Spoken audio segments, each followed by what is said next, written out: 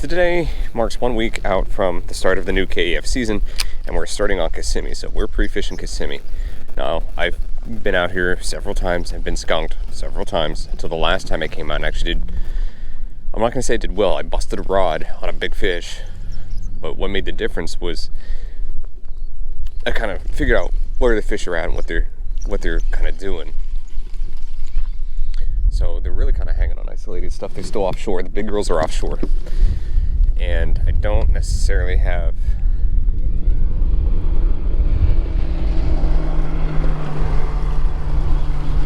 the best setup for going offshore, at least in terms of electronics. But what I can do is get out into water that's 5-6 foot deep, where it's a little bit warmer, where the bait fish are kind of hanging out, because water levels right now are pretty low. So we're going to get out onto some isolated stuff that's in deeper water, and that seems to be where the big fish are.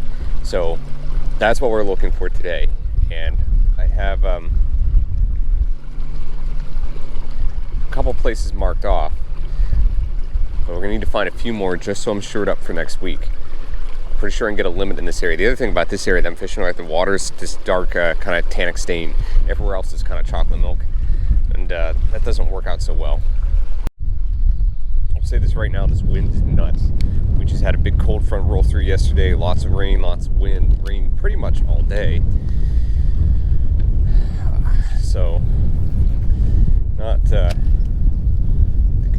most conducive conditions to fishing right now.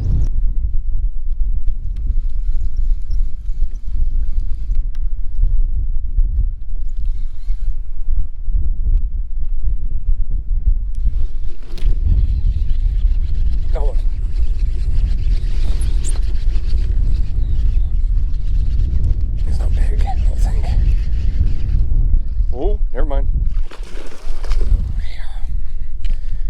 Told you the big girls are still. Alright. Told you the big girls are still offshore right now.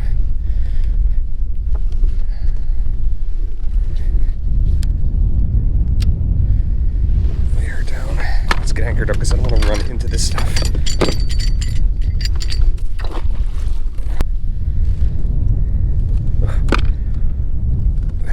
Right out. For the tourney, she would be 19 and a half. All right. Beautiful.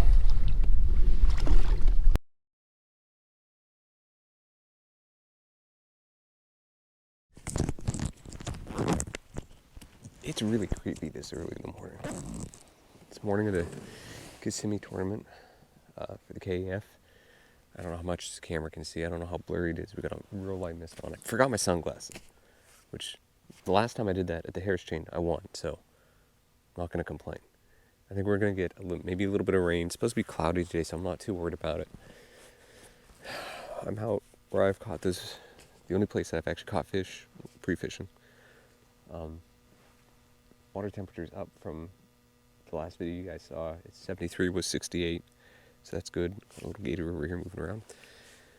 I'm assuming these fish are still in the same pattern, getting ready for that our fall transition, or into pre-spawn, essentially. I'm the only one out here right now, which is a good sign. We are going to have 4 or 5 different boat tournaments on the lake today, along with 50 some kayak anglers, so it's going to be pretty intense. Line's in at 7. What we're going to do is work the outside edges of the grass, find isolated stuff that's out in deeper water. That's what we want, and that's where I've been catching them. So hopefully that pattern will hold. I've heard just like 1 or 2 fish bust. The boat's launched out. I can't fish until 7. Dude just came down and literally fished the stretch right in front of me. Could have gone over there, could have given me another 100 yards, but no, fished right down here. Tried to make small talk with me, so I was really short with him. I don't understand. I don't understand. You see somebody sitting somewhere, give them space. Give me at least 50 yards. He fished over there, that was fine, but the fact that he rolled right down through here, where I'm going to fish, it irks me so much. All right, let's go.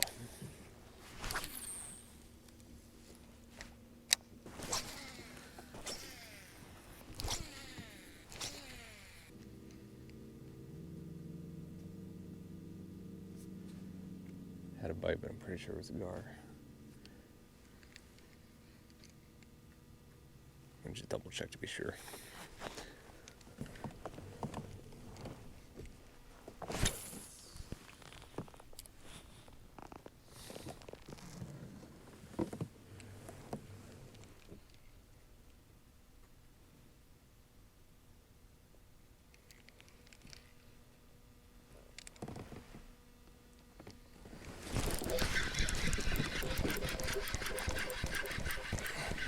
There's the first one.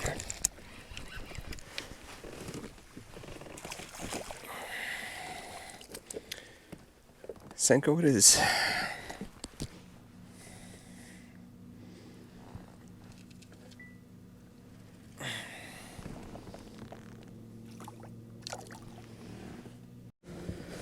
Alright, that's fish one. It's not very big. It's the smallest fish I've caught. Kind of up in this area. 13 3/4. I need at least 2 or 3 of the big ones that I've caught up here prior.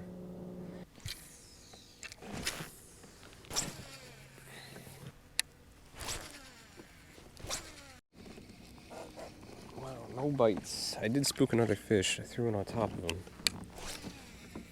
Well, again, I don't know exactly what it was, but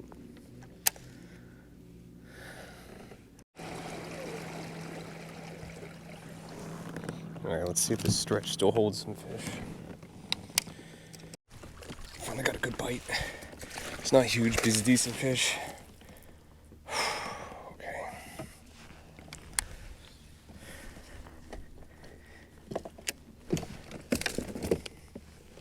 "15 inches it is.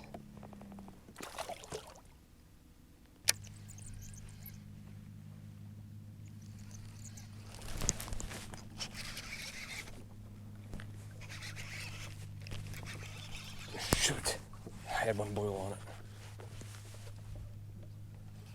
Dang it. So I just had that one swirl. I don't even know if it was bass, could have been a gar or something like that. Completely whiffed on the bait.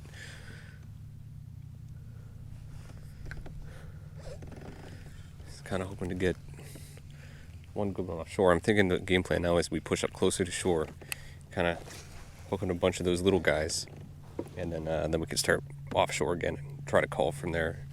We got to get a limit first. We can't do anything if we don't actually have a limit. I just missed a good fish. I set the hook. He was on for a second. I don't know if it was a bass or if it was just like a big gar or mudfish. It thumped it really hard, just dead stop. I saw the swirl and I set the hook and thought I set it hard enough, but apparently not. Okay, so the tourney's over. We're gonna bounce around a little bit. So here's what happened. I ended up making after not having a bite for a long time, I ended up making a run that was probably an hour. It wasted about an hour and a half of my time. Let's put it that way.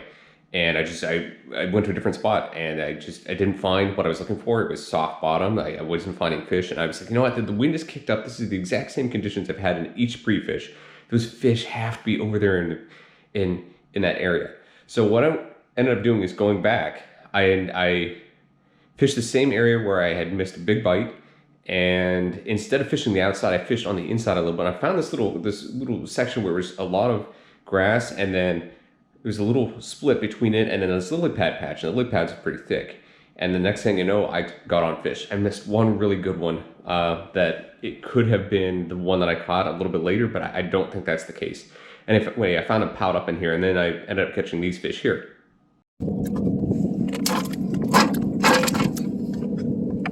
Stop, you little football. Look at this thing.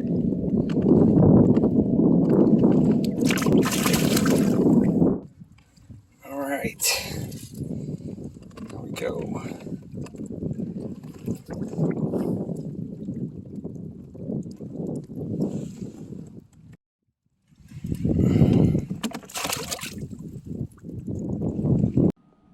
At the end of the day, I missed one that I didn't get on camera that just jumped off at the net. It was probably 15, 16 inches. It had been another call, it had been another few spots. Had I landed everything and all the big bites that I missed and the one big swirl that I missed, maybe I might have been in the money.